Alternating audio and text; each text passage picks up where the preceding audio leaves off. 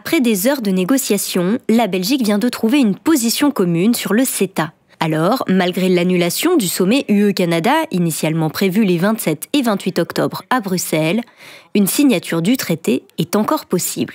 C'est ce qu'a annoncé Paul Magnette, le ministre-président de la Wallonie et chef de file des opposants au CETA, à la suite d'une réunion de concertation avec les négociateurs belges. Si on a pris un peu de temps, c'est parce que je pense que ce qu'on a pu obtenir ici est important non seulement pour les Wallons, mais pour l'ensemble des Européens. C'est vraiment une question fondamentale, c'est la question de savoir de quel monde voulons-nous. Est-ce qu'on veut un monde avec des règles ou un monde sans règles? Nous voulons réguler ce marché, nous voulons pouvoir protéger les citoyens. C'est pour ça que nous nous sommes battus et je crois que ça en valait la peine puisque nous avons été entendus.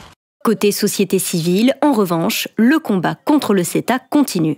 Maintenant, on espère vraiment qu'il va y avoir le temps d'analyser ces nouveaux textes, de voir s'ils modifient substantiellement et suffisamment les impacts du traité.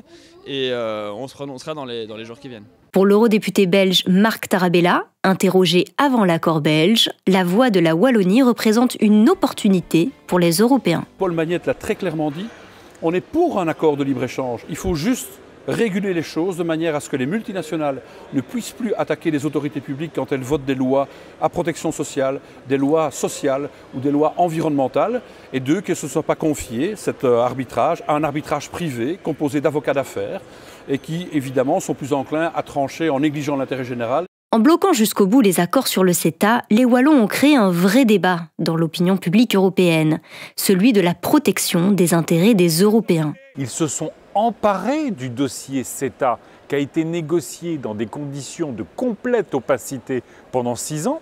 Ils savent qu'à un moment donné, ils vont devoir le ratifier.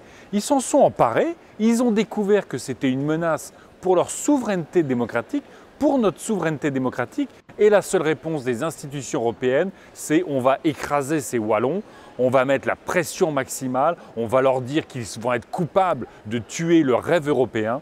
Prochaines étapes à présent, l'accord doit être envoyé aux 27 autres États membres avant d'être analysé par les différents parlements de Belgique qui s'exprimeront dessus avant vendredi minuit.